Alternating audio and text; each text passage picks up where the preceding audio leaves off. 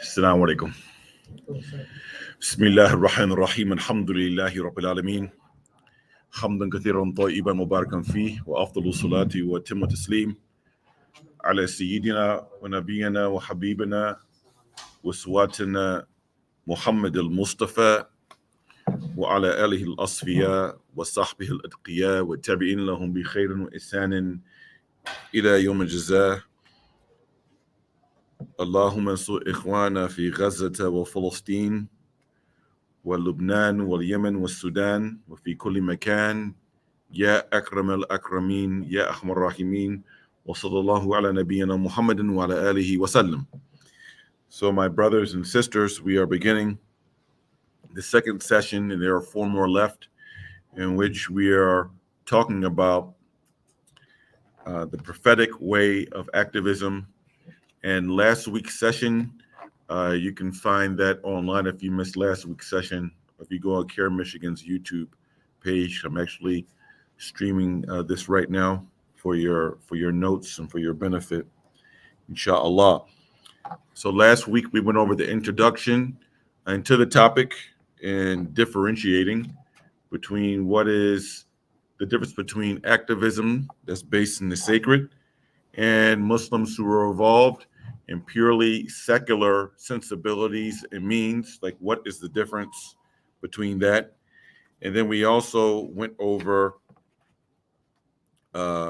last week, besides that, we also went into the definition of what is justice according to the sacred law and how that can differ from a purely secular definition. Since we are talking about the prophetic way, we have to center the Quran and the Sunnah of the Prophet sallallahu alaihi wasallam in order for it to be prophetic, at least at its foundation. This week we are going over the religious obligation to bring about positive social change, and some people may refer to this as social justice. Social justice actually is a term that is only like a little over 100 years old, by the way. It is something that comes out of the Catholic theological tradition.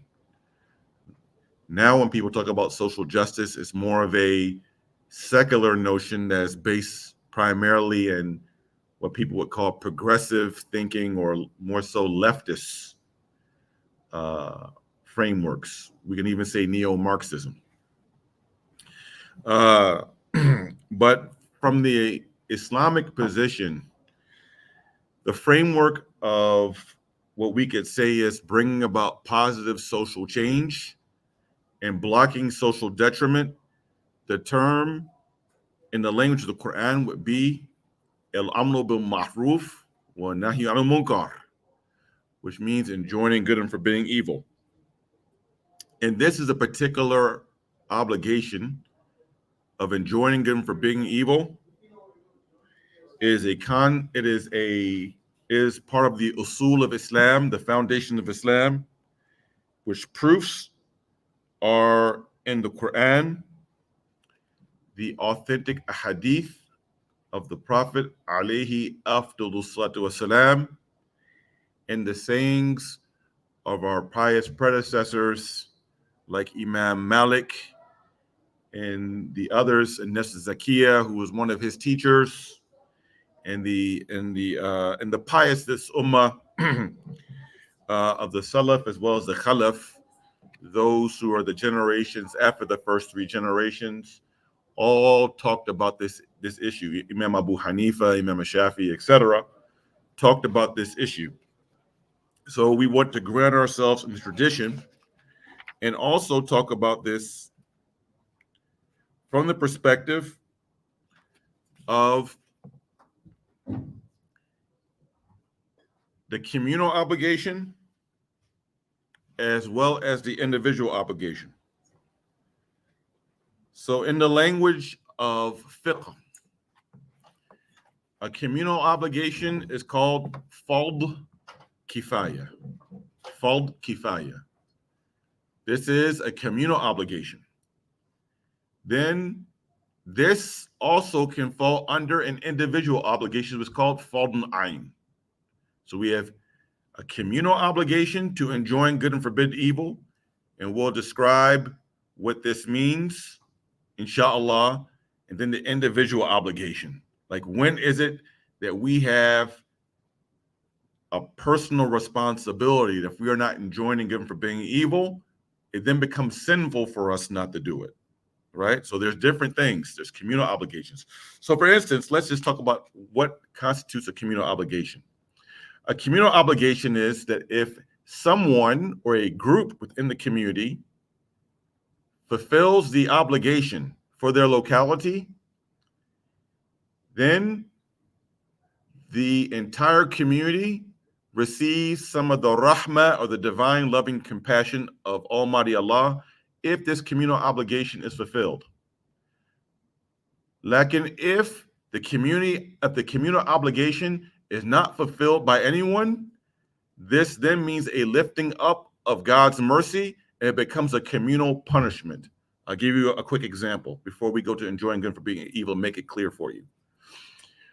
We have people in our community who are converts or reverts. And many people who come to Islam, they will have 0 Muslim family members. We have dealt with cases of women and men who become Muslim and pass away, right? Do you think their family members are going to bury them as a Muslim? I mean, number one, they don't know how to bury them as a Muslim. They don't know how to do ghusl mayyit. They don't know how to do kafan. They don't know the fiqh of the burial. They don't know how to make the janazah. Even if they want to, they don't know how to do it, right? They don't know what type of cemetery or maqbara they should be buried in, what position the mayyit is supposed to face. They know none of this, okay? This then becomes a community obligation to take care of this person's funeral rites.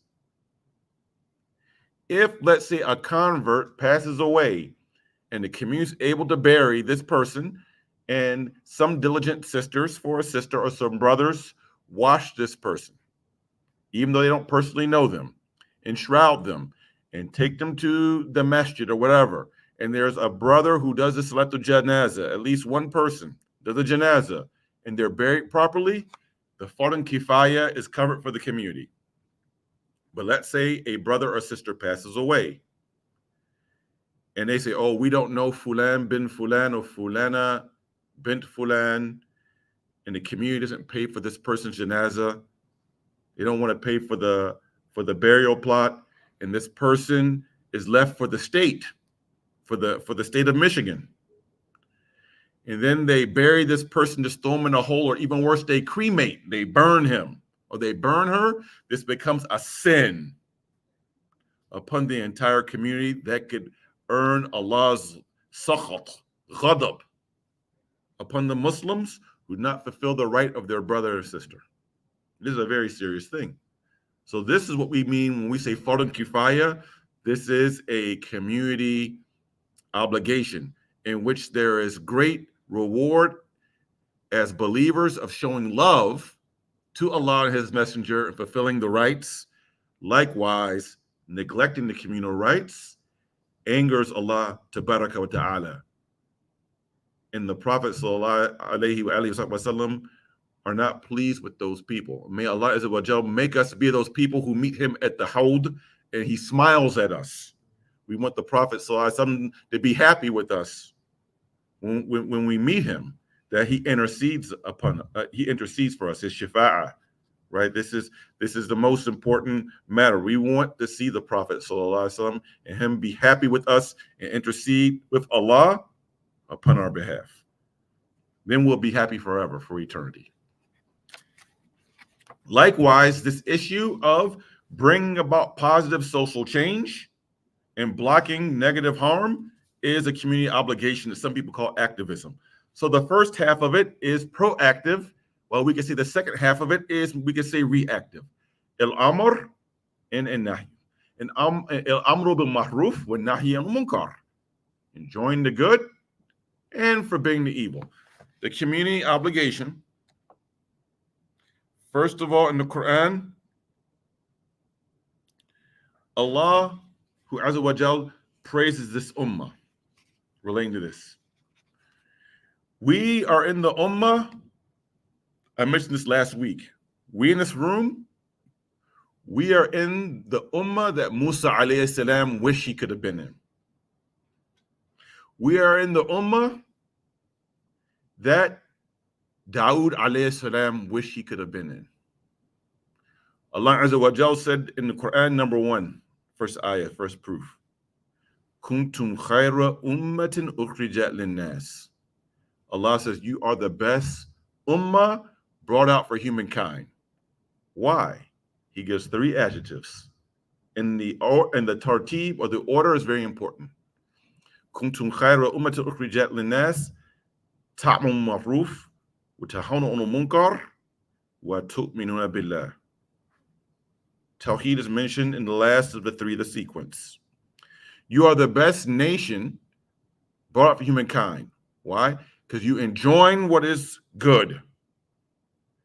You forbid what is evil. And you believe in the oneness of Allah. The scholars say al-mahruf carries this meaning. We say, what is good?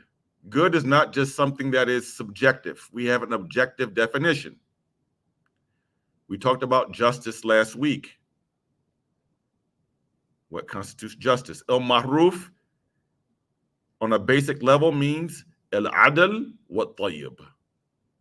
That which is just and that which is wholesome, is not profane. The opposite of al-mahruf is al-munkar. It's what's called muqabil. And what does this mean? This is al-zulm wa khubth.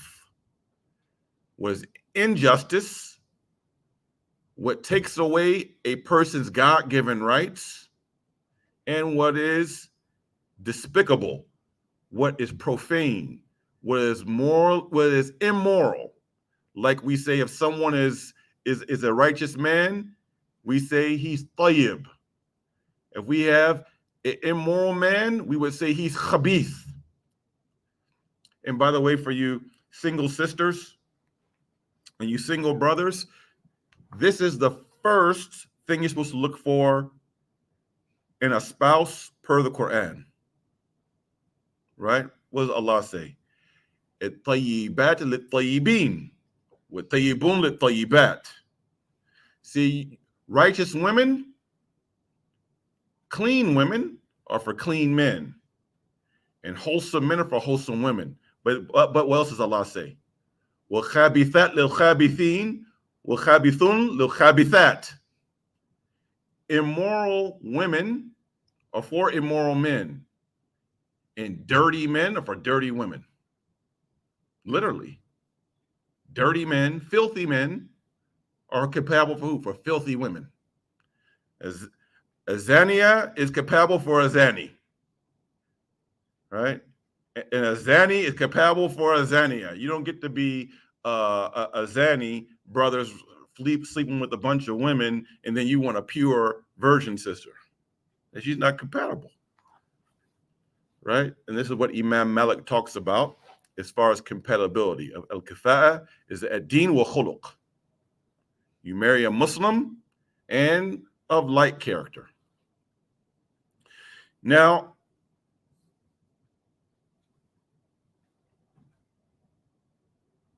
Allah praises this ummah.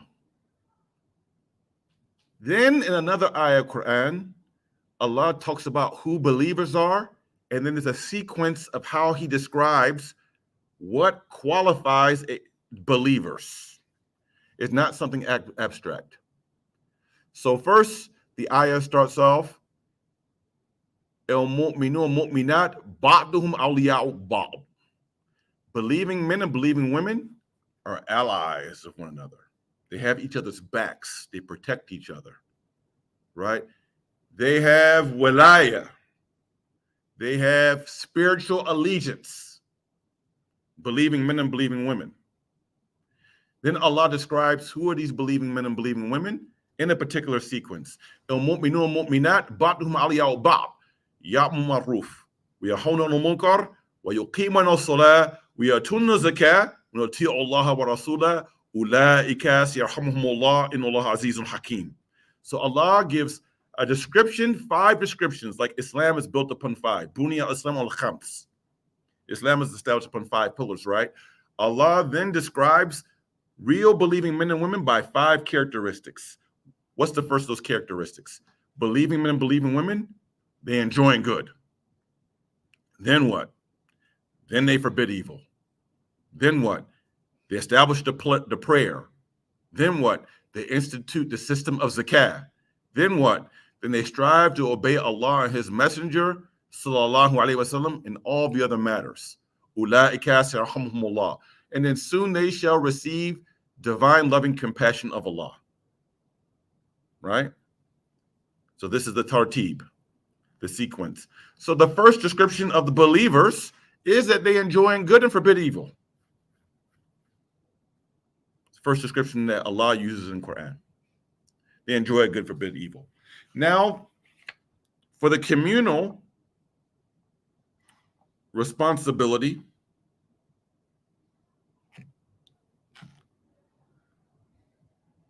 Allah Tabaraka wa Ta'ala says in the Quran, this is what makes it a fardun kifaya, according to Imam An-Nawawi, rahimahullah ta'ala, very famous scholar of the Shafi'i school of thought.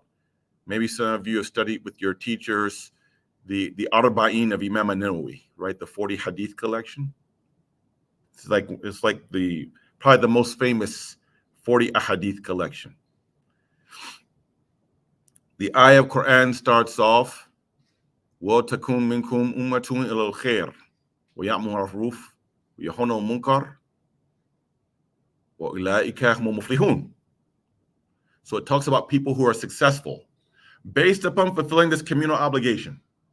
So Allah then says, let there be from you a group that calls towards khair. Number 1, that gives da'wah, that invites people to la ilaha illallah Muhammad Rasulullah sallallahu alayhi wa sallam. Then what? Then enjoins the truth and the justice, the good things, forbids the injustice and the unwholesome things, and these shall be the successful people, Allah says.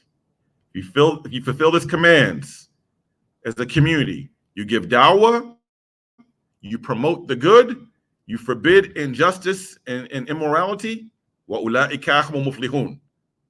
Allahumma ij'alna minal muflihin. May Allah make us be successful. Which means we have to fulfill this, which means that in every group, for any endeavor that's organized, there has to be an emir. There has to be a leader.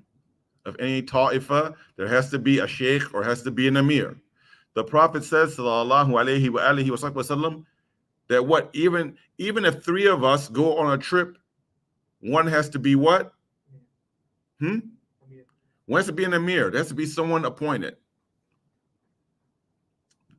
When there's mashura taken, consultation, and once a final decision is given, the jama'ah is supposed to go with the emir as long as the emir is not calling or commanding something that is prohibited according to the Quran and Sunnah. The Prophet sallallahu alaihi wasallam said, "Alaykum bil jama'ah." You are obligated to stick with the jama'ah. And this is especially important if you call yourself being min ahl sunnati wal jama'ah. You call yourself a Sunni Muslim, you can't disobey and break away from the emir of the jama'ah, right? As long as it's something lawful. So we have activism or causes, there has to be leadership, and that leadership should not be undermined. But there has to be a leader. There's a saying that a body without a head is dead. It can't be, oh, we're just all leaders.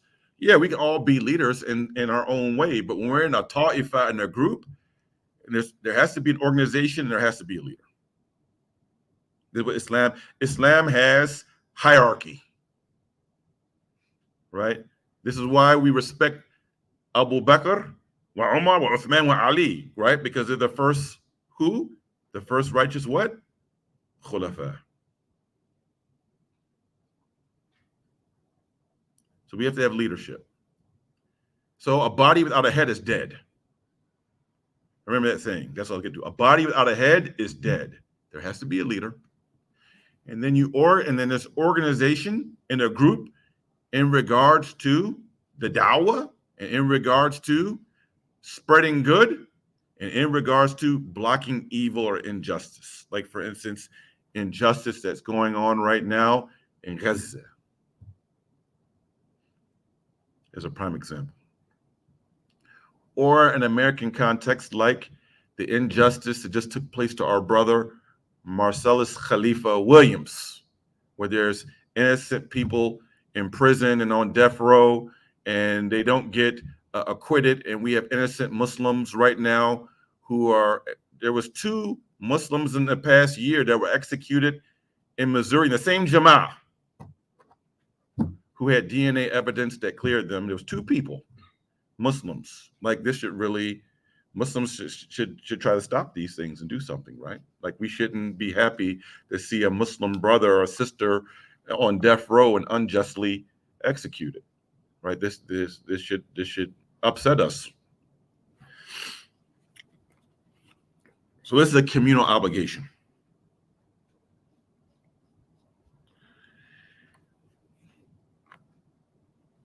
Now, what about the individual obligation?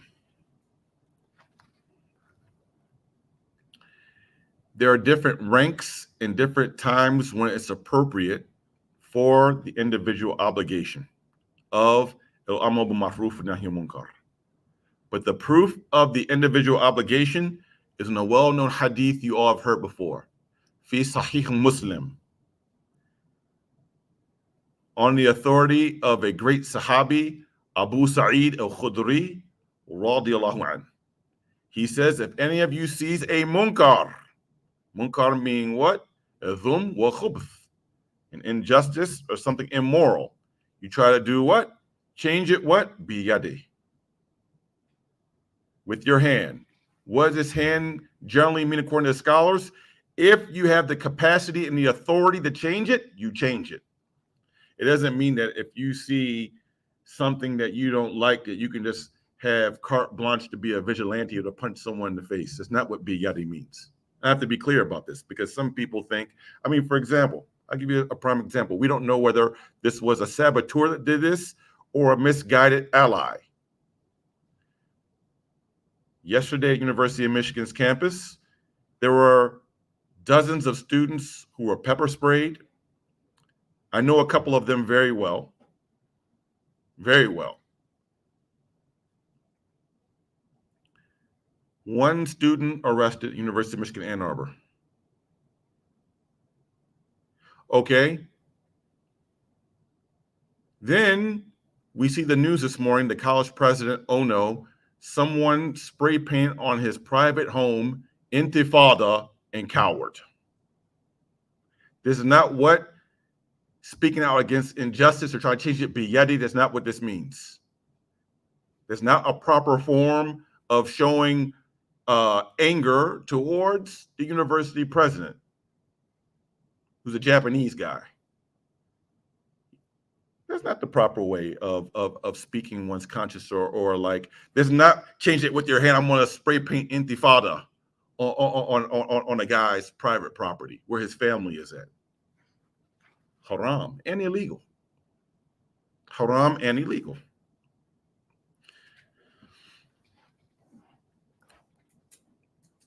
Then the Prophet ﷺ said, but if you can't change it biyadi, then you resist it what? Bilisani. You speak out against it.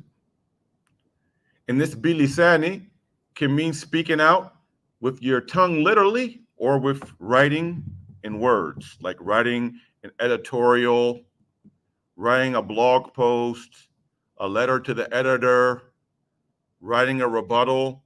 But it is to speak out against the injustice. It's to speak out against police brutality. Speak out against mass incarceration. Speak out against apartheid in Palestine. Right? Speak out against gender-based violence. Speak out against it. But then he says, but if you're not able to do that, then resist it what? بِقَلْبِهِ وَذَلِكَ أَضْعَفُ الْإِيمَانِ. He said, but then just resist it in your heart. Feel bad about it. But he says that is the weakest of faith. أَضْعَفُ الْإِيمَانِ. Just to feel bad about it is the weakest form of faith. Now, Sahabi Jalil Hudhayfa ibn al-Yaman has a further statement connected to this. He was asked a question by a tabi.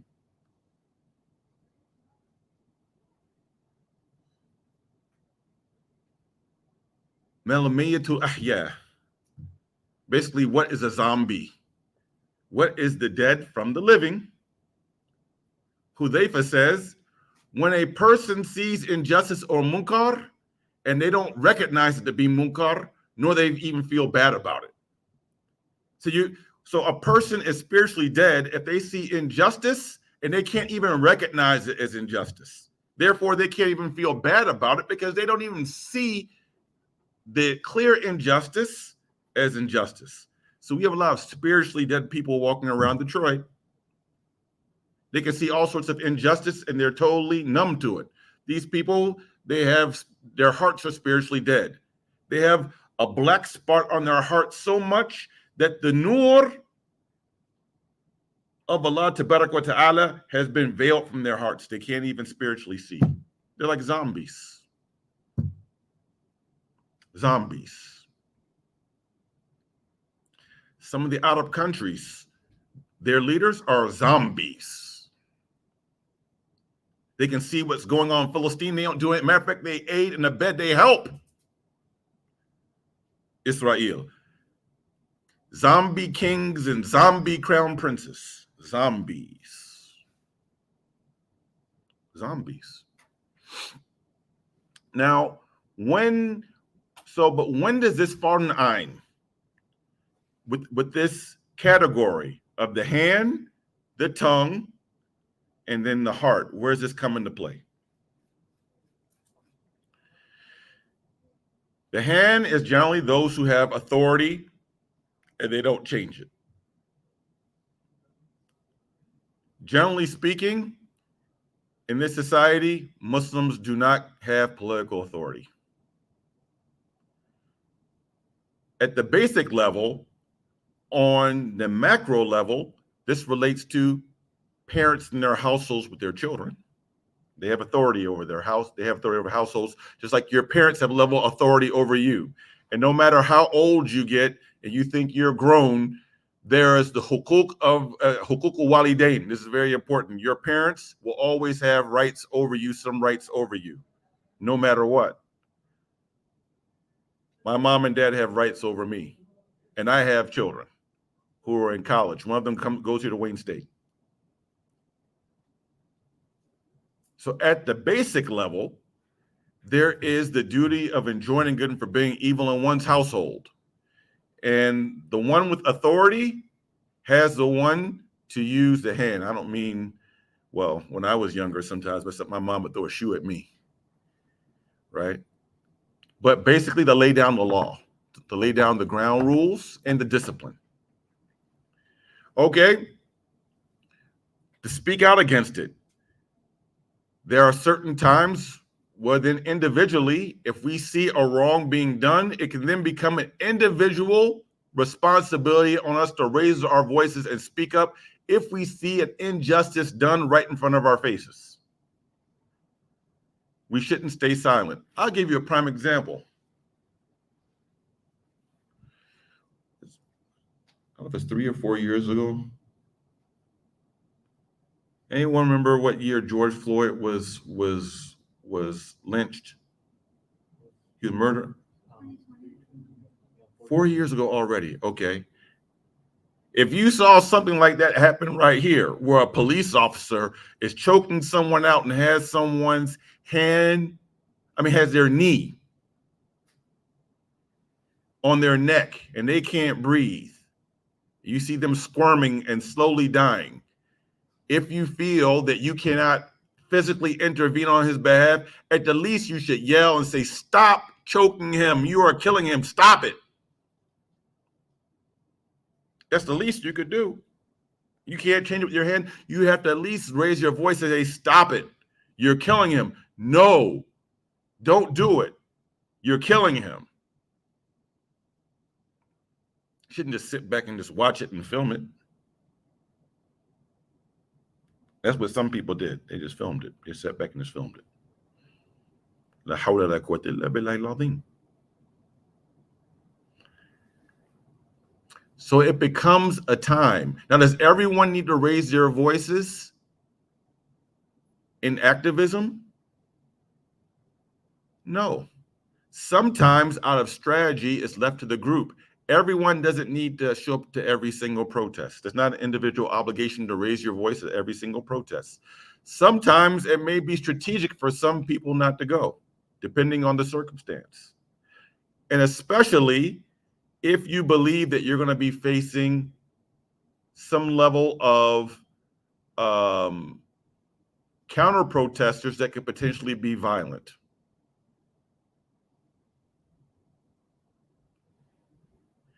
And especially for you sisters, to be quite blunt with you.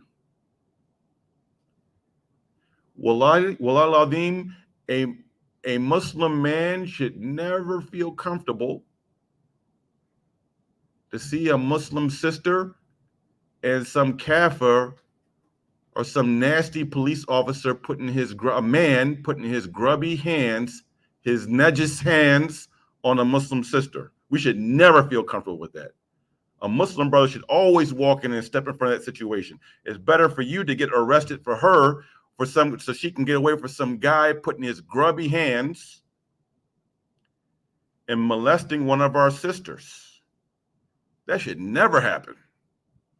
I was here during the encampment, and some sisters got manhandled by. That's why they call it manhandling, because a man naturally has more strength to toss a woman around than toss me around or toss Ali around, right?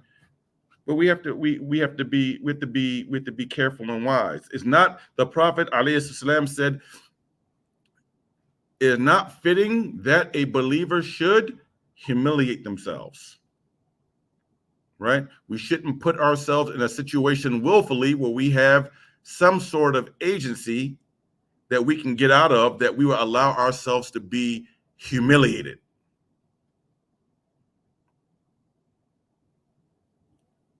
But we should always feel bad about injustice. We should never be apathetic. And at the tongue, at the lowest level of resistance with the tongue is on the individual level. Anytime any of us see an injustice, and this should be each and every one of our programs right now, we should be waking up at the last third of the night during the Tahajjud, and we should pray and we should beg Allah Tabaraka wa Ta'ala for faraj, for relief for all of the oppressed, right? Not just sleeping in the bed and you want to catch Salat al-Fajr like in the last 20 minutes before it goes out. You're supposed to wake up early and pray Tahajjud in the last third of the night, in which dua mustajab, when dua is accepted. So this is the individual obligation. Now, like any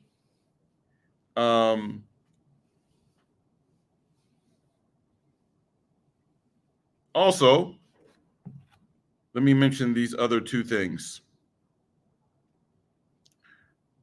One on hadith fi Sahih Bukhari. The Prophet sallallahu alaihi wasallam said, help your brother, and this can mean sister,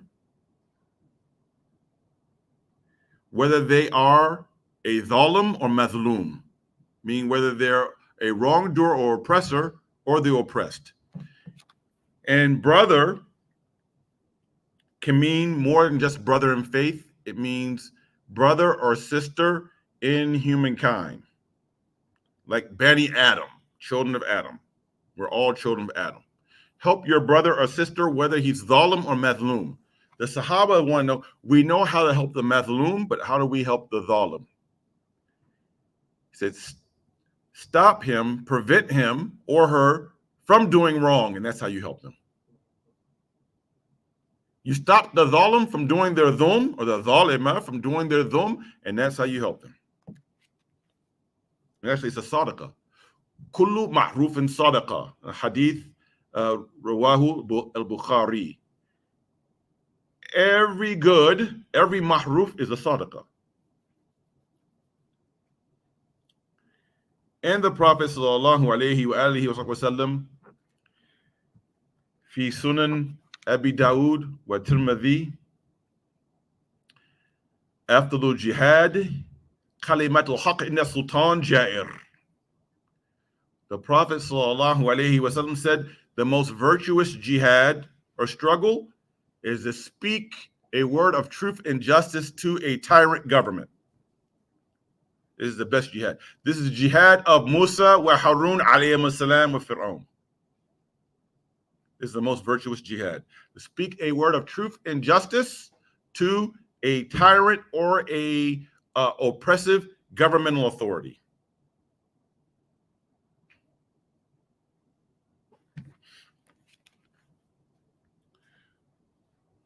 Now, what are the consequences for not fulfilling this command? Remember I said, if a fard kifaya is not fulfilled, there is harm that's involved. There's punishment. Allah Azza wa Jal mentioned in the Quran,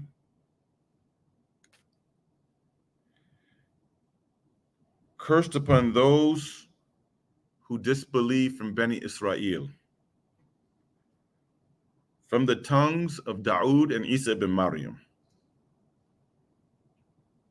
Now, were they disbelievers because they did not believe in God? No, they said they believed in God. This isn't talking about kufr from an extent of denying Tawheed. Curse be upon those who disbelieve from Bani Israel, from the tongues of Dawood and Isa, because they disobeyed and they transgressed. And how they disobey and transgress? They did not prohibit themselves from the munkar, which they did. So they gave up and nahy al munkar. And therefore they earned the curse from two prophets upon them, which is the curse of Allah tabarak wa ta'ala, la'na. La'na in Arabic is the opposite of rahmah. So when we say la'na, like the Quran says, Allah la'natullahi ala zalimin, and curses of Allah be upon the oppressors, it means the removal of rahmah, of divine loving compassion and mercy. And none can enter paradise except for what? By Allah's rahmah, which means what? If someone's a curse, where are they going? Jahannam. They're going to hellfire. So this is what Allah said about the children of Israel, those who disbelieved. And meaning, al-kufr bin ni'mah, through their disobedience. Not al-kufr like al-ittiqadi, through their disobedience.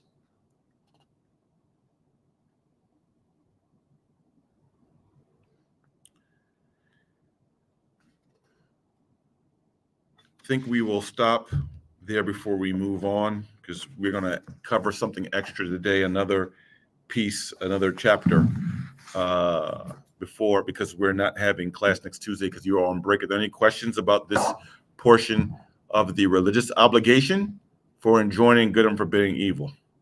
Yeah, Brother Ali. I have two questions. Bismillah. The first one is considering that a lot of Muslim men, they don't necessarily do a lot of civil engagement. Yeah. At least from my experience.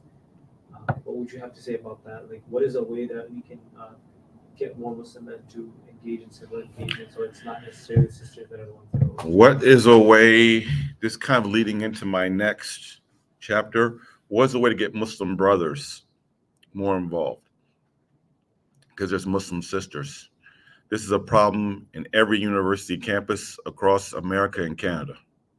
And even when I've gone to the UK, they all say the exact same thing. And we have to do our due diligence as brothers. But really, this is a sign of the end of times. The Prophet sallallahu alaihi wasallam said, this hadith is in Sahih al-Bukhari and Sahih Muslim. Said of the signs of the end of times, there would be certain things. There would be the lifting up of knowledge and the proliferation of jahl, of ignorance. And there would be the increasement of intoxicants, and the increasement of zina.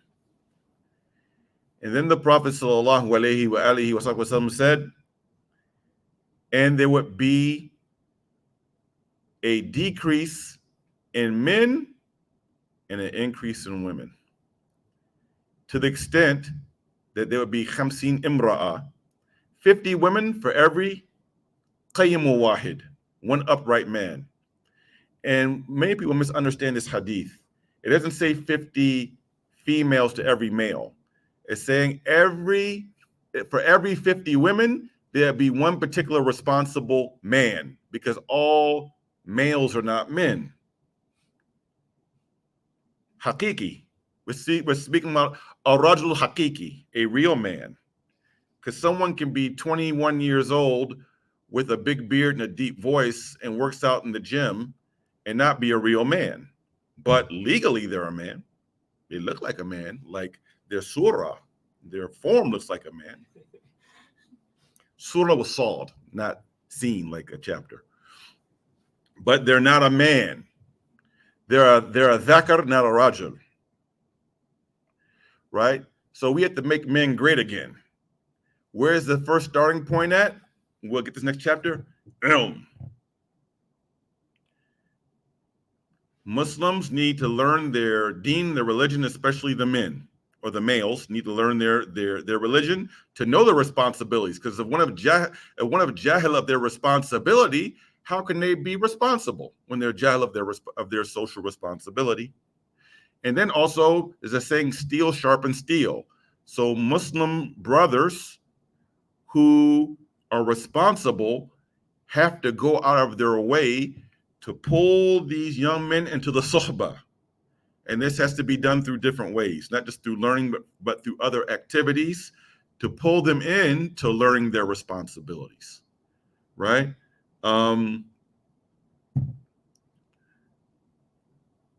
That's just a short answer, and we also have to pray. We have to pray for each other and pray for people. But at the core level, much of this relates to jahl, of why men these brothers aren't stepping up, because they don't really understand, know their deen, and they don't know their place as a man. If they knew their place, they would step up and act like men, right? And then unfortunately, sometimes, they didn't see the right modeling of manhood. Like, mashallah, like I learned how to do certain things because I saw real men. Like, I tell you what, like, one of the elders in our community who's a real man is Brother Nadir Ahmed, who was LA Class Training Academy. That's a Rajul. That's a real man. That's a real man right there. He's a real man. So when you sit with real men, you get to see and learn, and you draw strength and inspiration. You benefit from the hal, the spiritual state of a real man. Wallahu a'lam. Any other questions?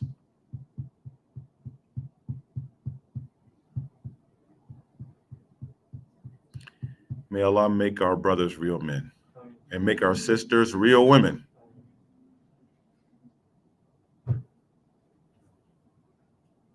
And I'm not a Trump supporter. I said make men great again, but I'm not a Trumper.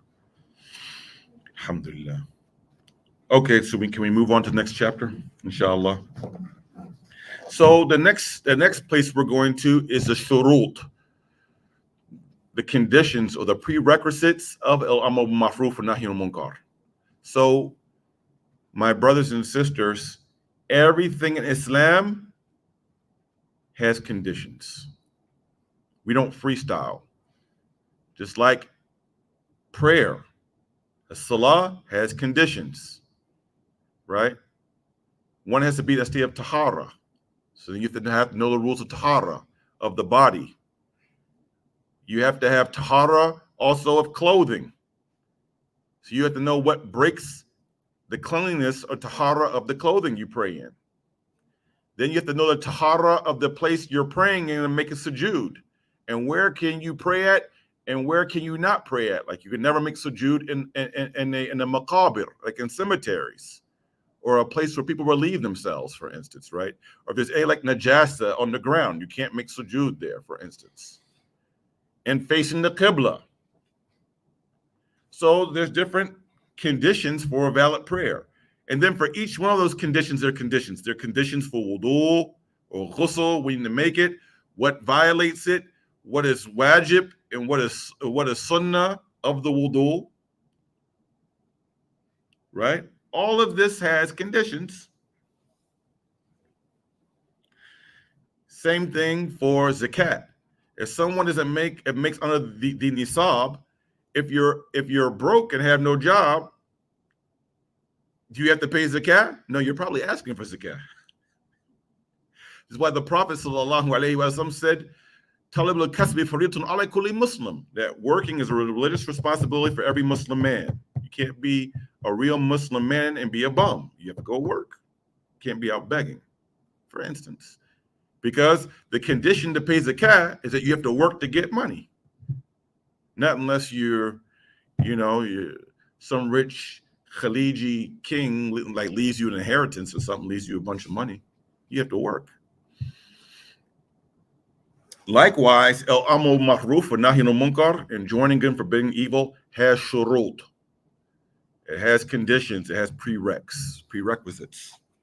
So let's go over that. Since we learned about the obligation, then we have to learn about the conditions. Number one, I mentioned this last week. The first principle in Islamic law.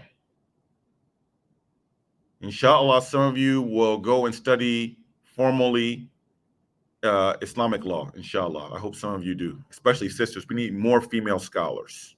Like you sign up and like after you finish this and go maybe study at Qalam or something.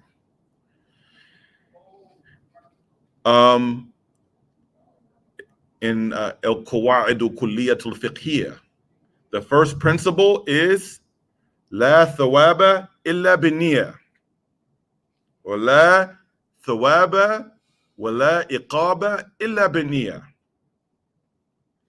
There is no reward in this life, nor recompense in the next life, except with intention. The Prophet sallallahu alaihi wasallam said, "El a'malun binniya," or innama a'malun binniya. Hadith mutawatir is narrated by 10 or more of the companions. It's called Hadith mutawatir. Hadith Hasan, the Prophet sallallahu alaihi wasallam said, "Niyatul mu'mini khairun min amali." The intention of the believer is better than his or her intention. The intention of the believer is better than his or her action. F1. The intention of the believer is better than his or her action. Right? And likewise, the intention of the hypocrite is worse than his action. Right? Niyatul munafiqi sharrun min amali.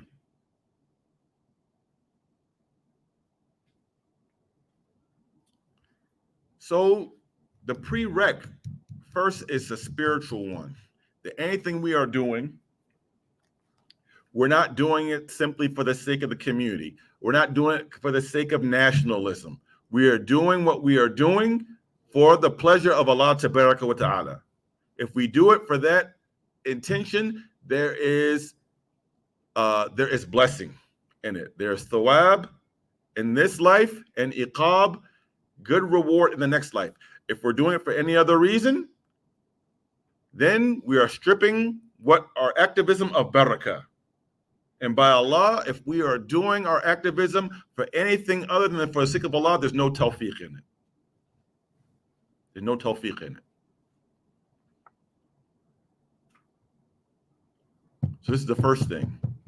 The intention is for the sake of Allah. So we have to have what Sheikh Muhammad bin Abdul Qadir al-Jilani said is sidq an-niyya. Truthfulness and sincerity in intention. So every time we do something, we have to investigate the intention.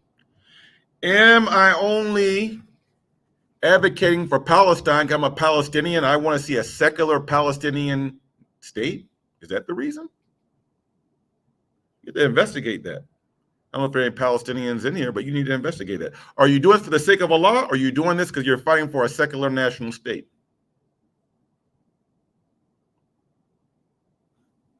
You have to investigate that. Am I standing up against this injustice because I'm black and this is just an issue of qawmiyah? Because I'm black, so I have to stick with the black people and stand for the black justice. But if I see someone that's Latino or Arab, then I really don't care as much. Say it loud, I'm black and I'm proud. Black lives matter. We have to investigate. And those things are good. Like we should have a concern for our people. Right? I'm not saying, oh, we're just Muslim. Yeah, we're Muslim, and we also, God gave us our ethnic identities, gave us different skin colors. Allah says in the Quran, وَجَعَلْنَاكُمْ شُعُوبًا وَقَبَائِلًا. Allah gave us different ethnicities and family tribal relations. So these aren't bad things. So we check our intentions. This is first. The second thing is the issue of summoning moral courage. These are spiritual things. Courage is not intellectualized. Courage is a virtue. In Arabic, it's called ash-shaja'a. Courage. This is a virtue. And courage is spiritual. Courage is a virtue between the extreme of the right and to the left. It's called, as Imam Ghazali said, al-ifrat wa tafrit. These are two extremes. Courage is not being reckless or fatalistic, nor is it cowardice. Courage is in the middle. And what is this endeavor of courage really about? Courage does not mean a lack of fear. Musa alayhi salam confessed to Allah that he was scared. And what did Allah tell him? Don't fear him, fear me. It is a struggle spiritually to replace fear of creation for fear of the Creator. And this is done through intention and also by polishing one's heart of doing a lot of dhikr and to keep sohbah with people who are on this path, who are displaying courage but not being reckless or nor being cowards. Because again, we benefit off of each other's spiritual states. You spend a lot of time around a bunch of cowards, you're going to be a scary cat. And if you're around someone that has extreme understandings and is reckless and throws caution to the wind, you yourself will turn and make some reckless decisions. So our suhbah is very important. So you find those people who are lions in the community and you sit with the lions as a metaphor. Actually, Ibn Taymiyyah thought that when a person was referred to as a lion, he said this was not majazi, it was haqiqi. He said, by the way, it's a side point. In the Arabic language, he said the word asad, one of the meanings of asad is actually a brave man. It's not like majazi, like a metaphor. He said this was literal. This is Ibn Taymiyyah's understanding of Arabic language. And we should pray for this. One of the dua masnoon of the Prophet sallallahu alaihi wasallam, he sought refuge from many things, and one was al-jubn, from cowardice. So every day, part of our dua, we should seek refuge from Allah. I seek refuge with you, O Allah, from being a coward. It should be in our dua every day, just like seeking refuge from al-kasl, from being lazy. Right? This is part of the dua. Right? Also, now from the fiqh requirements, these are spiritual. From the fiqh requirements, all scholars say, fiqh speaking, the first requirement of enjoining good and forbidding evil is one must have knowledge of good and one must have knowledge of evil. Otherwise, how can you enjoin good if you're confused about what really defines good? And again, we mentioned before, el-mahruf means el-adl wa tayyib, what is just and what is wholesome. So anything that Allah clearly prohibited, anything that Allah or his messenger cursed, anything in which adhab or punishment is assigned to in the Quran, it can never be mahruf. We should never enjoin anything or promote anything as good that is prohibited in the Quran and Sunnah, that is cursed by Allah and his messenger, or has adhab or punishment attached to it in the Quran. It can never be mahruf. Which means, again, ma'ruf or good is not subjected to public opinion polls. Love is love when it's halal. You know, as it's saying, love is love. We shouldn't be promoting. Anyway, you understand what I'm saying. We shouldn't be promoting that. Why? It can never be mahruf, no matter how much society tries to dress it up. That's lust. That's not love. Understand? La hawla wa la quwwata illa billahi al-azim. So we have to have knowledge of the prereqs of what is good and what is evil. And this has different darajat.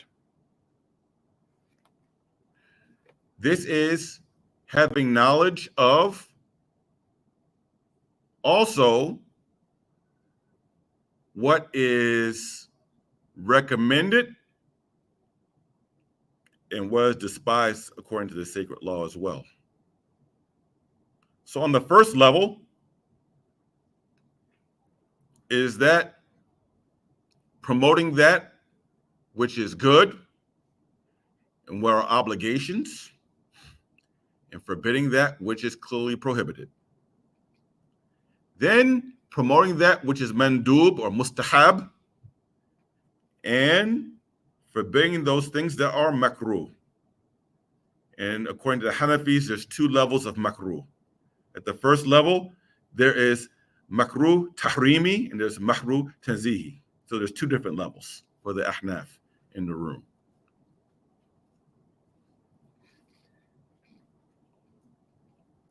So this is part of enjoining good and forbidding evil. So even though we live in a non-Muslim country, how we define good and evil is based upon the sacred law is the point. And as I mentioned last week, everything, legality does not equal morality. And illegality does not equal immorality. There are many things in society that are legal that we would consider Islamically immoral. And likewise, there are certain things in this society that are considered to be illegal that we would not believe are inherently immoral. Right? Like, for instance, ta'addud zawjat.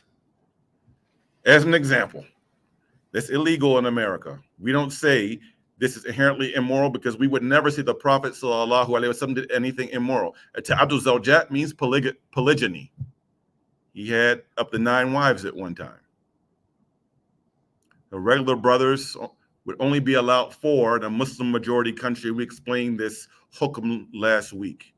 We don't go by Ibn Hazm's opinion, by the way, brothers. Ibn Hazm, al-Zahiri, believed that a man could have 9 wives, not just the Prophet, any man.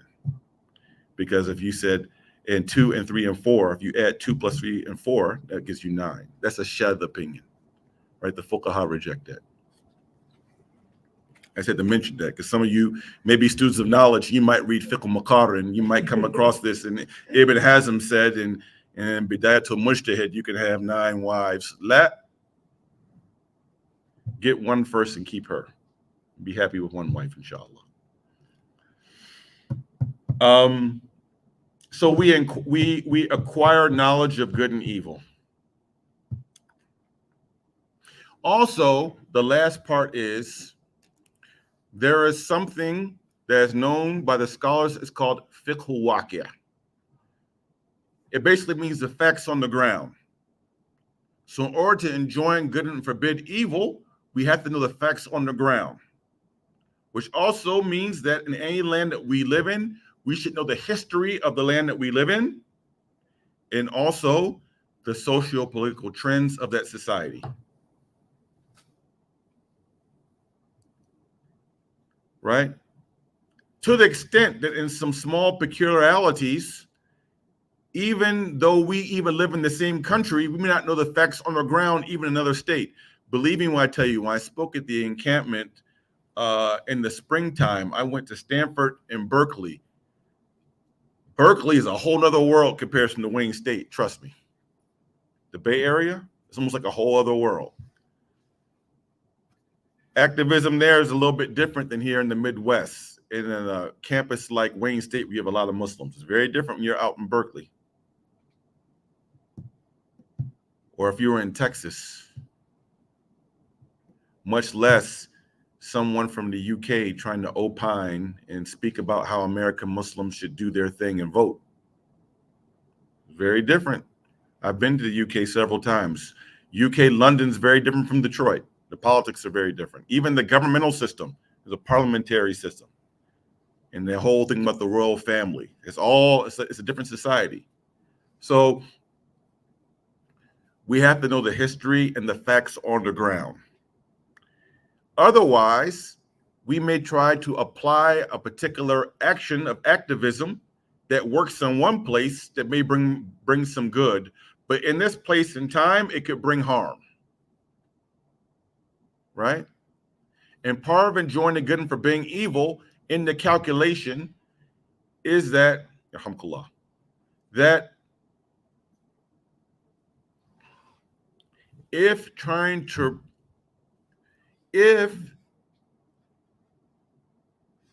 an action in the name of blocking evil or blocking a munkar brings about a greater munkar, it should not be done. You all hear what I just said? If you're trying to stop an injustice, and by doing so and trying to block that injustice the way you're doing it brings about a greater harm to the community, you're forbidden to do it. You have to be patient until there's an opening for another way of doing it. You don't, in the name of trying to bring about justice or block harm, bring more harm upon the Muslims in your locality or your area. You don't do it. And this takes education, and it also takes consultation. It takes knowledge, and it takes wisdom and consultation. With that, I will conclude with that section. Are there any questions about, first, the obligations of enjoining good and forbidding evil, and then we went over the prereqs as it relates to activism? Yes. You need to fulfill all the requirements before, like, do you need to fulfill all the requirements before going to activism, or we can do those things like together? Okay, I'm still learning the knowledge, learning from people, but I'm so like, trying to active myself, involve myself. Very good question. You hear what the brother said? Do you need to know the requirements and fulfill the requirements of enjoining good and forbidding evil before doing so? The Usuli scholars, one of them, who happened to be a Maliki, Sidi Ahmed al-Zuruq,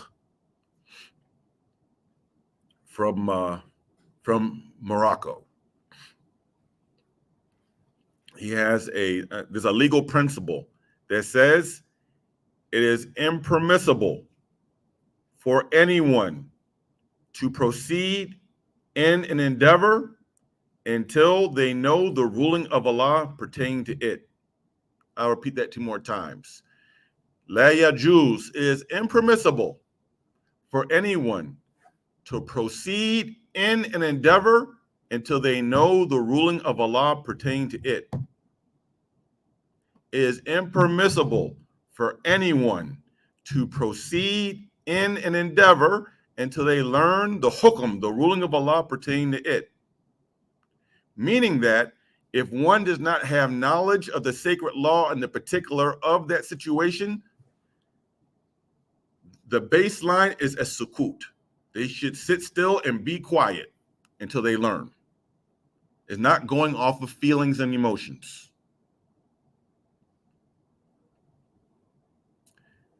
There's a qawl related to this from Khalifatul Rashid Ali ibn Abi Talib Karamallahu Wajah.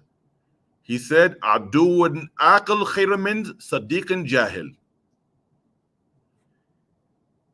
The intelligent adversary is better than the ignorant ally.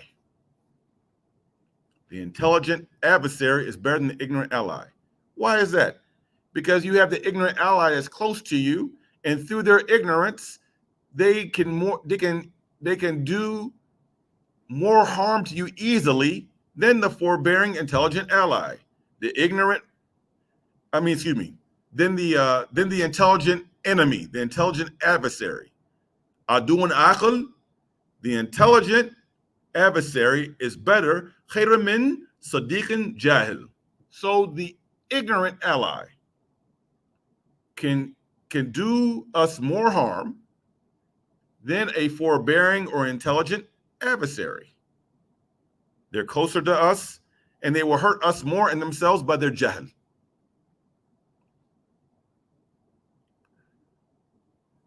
So we have to resist in activism if we don't know the facts of wanting to act quick. We have to know the facts on the ground. Yes, we also need to know the rulings, the sacred rulings, the rulings according to the sacred law regarding to the issue. And if we are unclear, we should not act. I'll take a step further. We shouldn't even like it on social media or share it or forward it in a WhatsApp group. If we are unclear, if there's any shubha, we're unclear about the situation, and we don't know the ruling towards it, we should just be quiet. I saw this mistake happen when the Supreme Court overruled Roe versus Wade. I saw a whole bunch of people have all sorts of opinions about things that contravene the sacred law, according to all the madhab, taking positions too far to the right or too far to the left. As an example.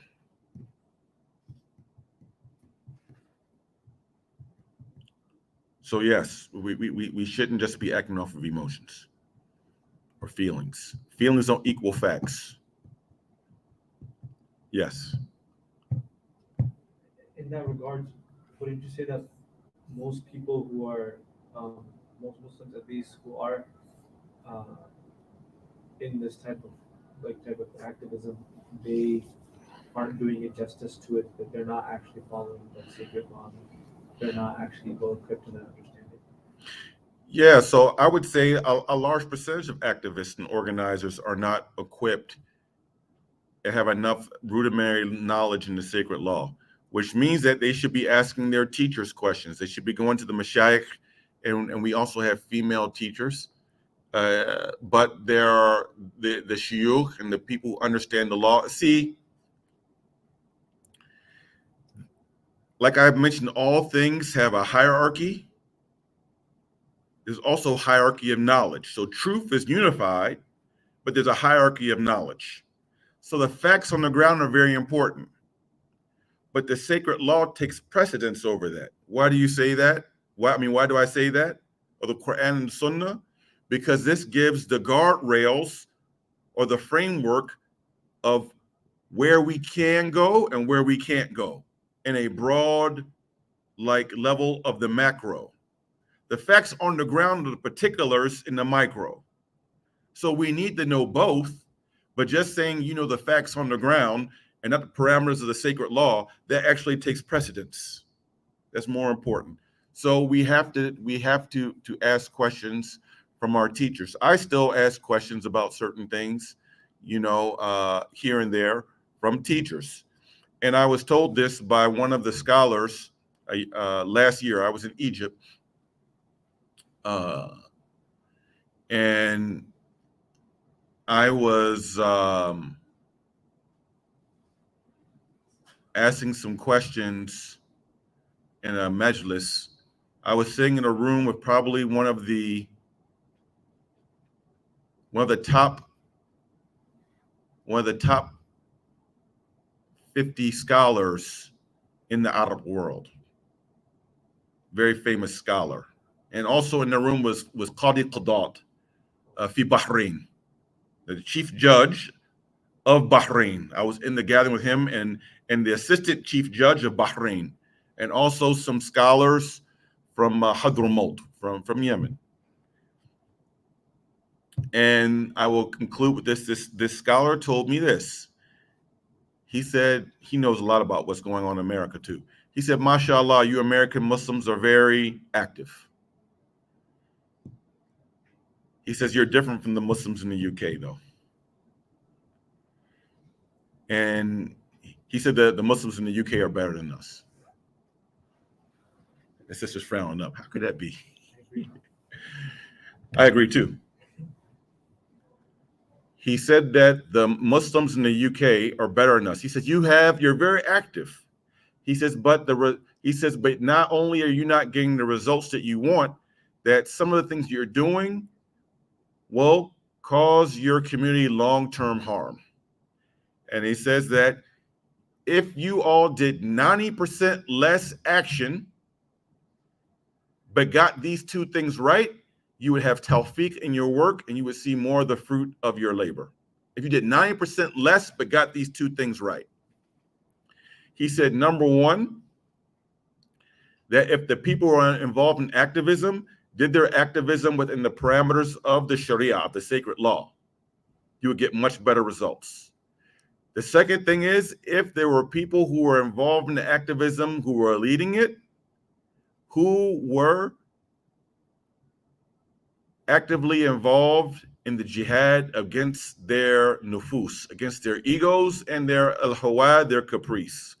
That if you had people that were centering the sacred law and were spiritually healthy, you would get much better results with 90% less organizing. Because tawfiq does not come about because of more action or more numbers. This is what I was told by, I'm not going to mention his name on this particular right now because I don't want this to get out or for him to get in trouble, or if I go back to Egypt, that maybe I get stopped by security, but by mukhabarat or something. But I agree 100% with what he said, right? And Ajib, I've seen some strange stuff that is counterproductive.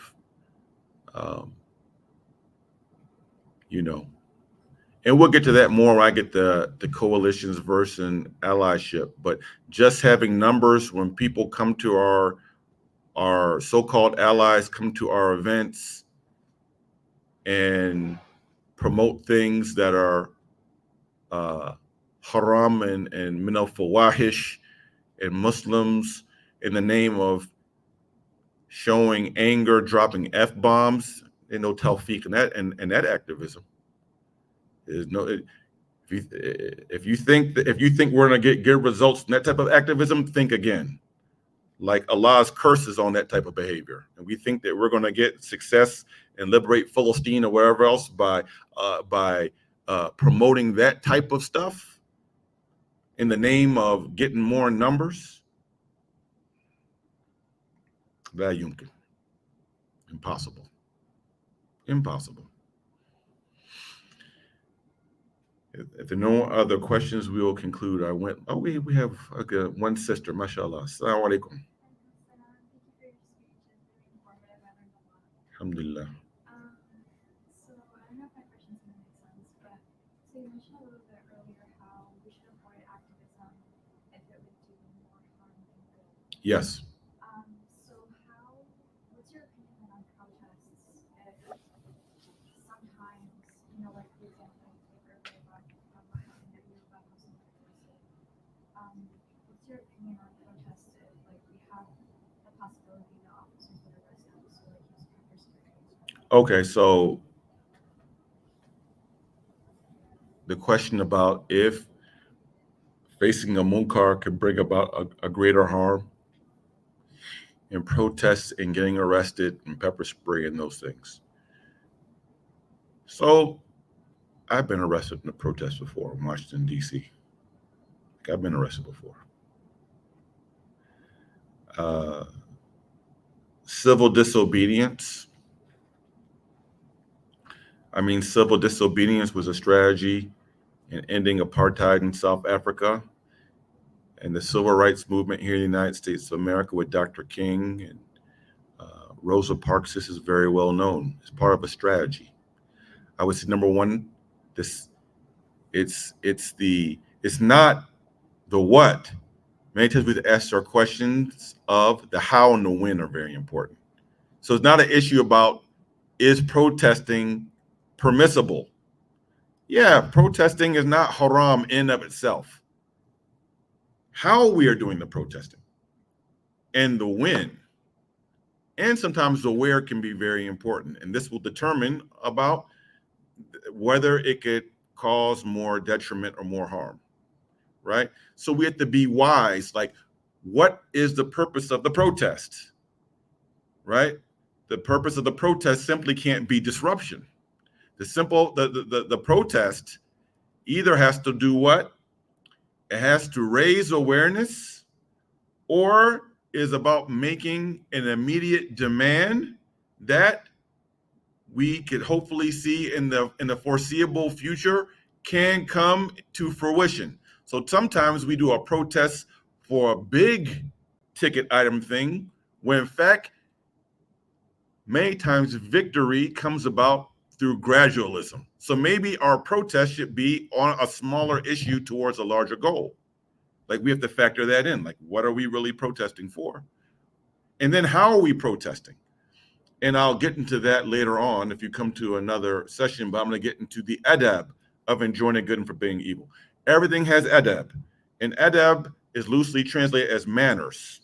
This is an insufficient definition. Adab is to give everything and everyone is proper due at the proper place and time. There's a different adab for different situations, right? But so for instance, I'll give you an example. Yesterday, students at the University of Michigan protested directly across from Zionists who had different student groups mark off the diag. And they were commemorating those individuals who lost their lives on October 7th a year ago, right? Now, who actually killed them? That's speculative, right? In the mind of the American public, the IOF did not kill those people, any of them, right? Then the Muslims came there to protest, and the optics were Muslims were there protesting, though far many more Palestinians and Gazans have been killed, and we believe it's a genocide, but it gave the optics as if a bunch of Muslims were singing, chanting, and protesting at a somber moment when these people had this area blocked off with the media, mourning, grieving what they have framed is the biggest loss of Jewish life since the Holocaust. Who were the optics with on that day? Were the optics with those Zionists or were the optics with the Arabs and the Muslims in that protest, huh? It was with the Zionists. My belief is they should have waited a day and done that protest. They shouldn't have protested right that day at that time. At that, I think actually from a public relations perspective, they actually did more harm than good, in my opinion. Do you think our strategy was better? I think that was better.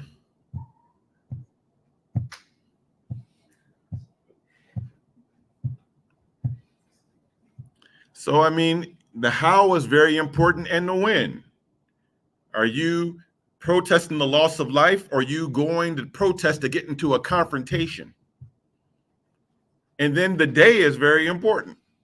So all these things have to be factored in. This is from wisdom and also from mashura. Wisdom is different from knowledge. Ilm is different from hikmah. It's just not enough to say, I know. Hikmah is to apply one's knowledge at the proper location and situation. At the proper location and situation. It's having knowledge to apply at the proper location and situations. Easy to remember, right? Location and situation. This is just between knowledge and someone who's foolish, who doesn't know how to apply their knowledge properly at the proper location and situation. So it's situational.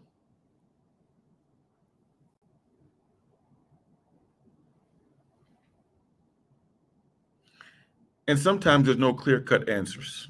I mean, sometimes there's no clear right or wrong. But what did the Prophet say, sallallahu alaihi wasallam, in regards to the issue of wara?